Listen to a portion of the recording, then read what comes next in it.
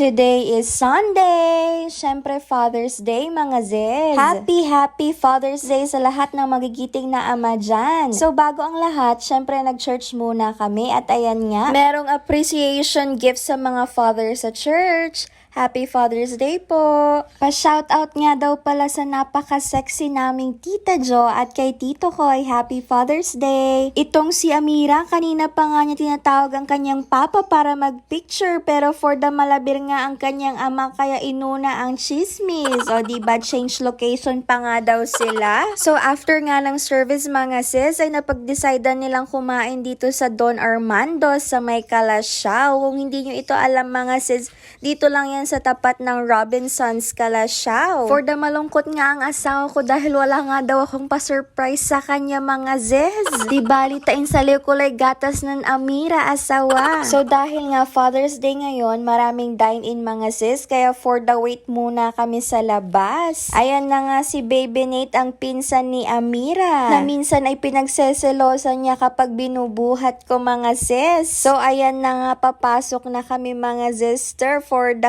kain na kami dyan. Ayan ang aking asawa na napakagwapo for today's video. At itong si Amira naman ay for the problemado for today's video dahil sa kanyang damit na nahuhulog mga zez.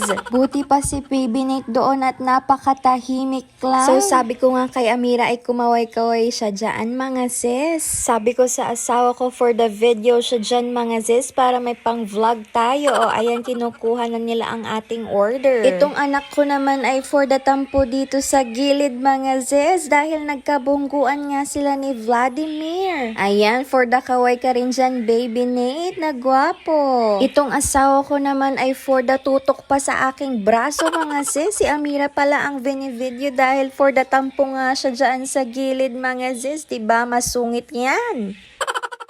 Pero mamaya dahil may pagkain na yan mga sis for the happy na yan. Siyempre, magkakampi sila ng kanyang ama mga sis. Kung kukindi asok, siguro kinarot-karot mo kanyang untan si Amira. Aji ba for the ganda pa rin yan mga sis kahit na nagtatampo. Ayan na nga sinasabi ko sa inyo mga sis, kapag may pagkain na nga ay talagang matutuwa yan. So ayan, for the lukas na tayo ng gummy worms. Natatakam nga ako dyan sa leche flan nila mga sis. Pero sabi ko for the gawa na lang ako sa bahay mga sis. Pwede rin pala kayo mag-order dyan ng perbilao mga sis ng mga pansit at kung anek-anek. So ayan na nga, kakain na tayo ang favorite kong kare-kare mga sis. For the tinapat pa talaga nila sa akin. Nag-order din kami ng bulalo, pansit, chicken at yung kilawing bangus mga sis. O ba agabayan ng Amira may bulalo mga sis. Sabaw palang ulam na for the ayaw niya nga magpasubo sa akin mga sister. Feeling naman niya dalaga na siya at kayang-kaya na niya.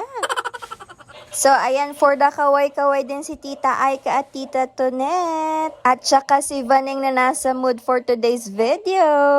Itong si Amira nga mga sis ay hindi pa tapos sa kanyang faglafang. Asut sulit yay bulalo da mga sis. So, after nga naming mag-lunch mga sis ay sinamahan namin si Papa sa kanyang errands for today's video. Pero hindi na nga ako nakapag-video dahil hindi na ako sumama sa kanya. So, after nga noon ay napag-decidean namin mag-seafoods for dinner. Kaya pumunta kami dito sa Dagupan kung saan maraming bilihan ng mga isda, seafoods at ng kung anik-anik mga sis, mura pa. Sabi ko nga sa asawa ko, for the buhat mo si Amira dahil maputi. Pero papunta pa lang ay parang pasuko na ang aking asawa dahil sobrang bigat nga nitong si Amira. Habang bumibili nga kami mga sis ay natatakam na nga ako dyan sa mga hipon. Sobrang dami talaga mapagpipilian dito sa Milis mga sis. O ba ang sasarap? Around 3 p.m. na nga ito mga sis, kaya wala na silang bentang tahong, kaya ayan na lang ang binili namin. Nakalimutan ko kung anong tawag.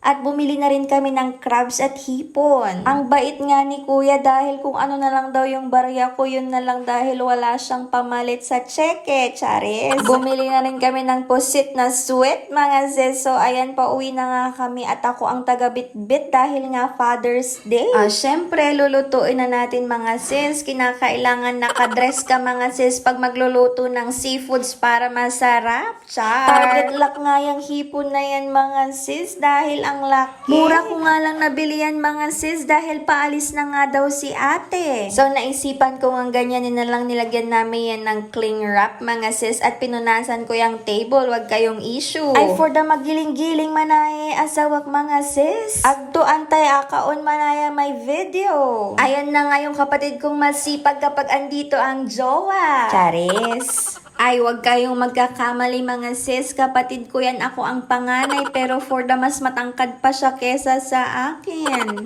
For the prepare na nga kami dyan mga sis. Makakailulaklad satan mga sister. Ayan na nga ang finished product mga sis. Siyempre kinakailangan natin ng panulak. Salamat sa sponsor, Hebrews Malasiki. At kailangan natin ng dessert galing Jalexi. Ay, siyempre mga sis, for the mandatory selfie tayo. At ayan na nga, nagsimula na nga ang labanan mga sis. Good luck na lang sa allergy kung lalabas mamaya. Si Amira ayaw na nga kumain mga sis kasi ayan na nga yung fruit tea sa tapat niya.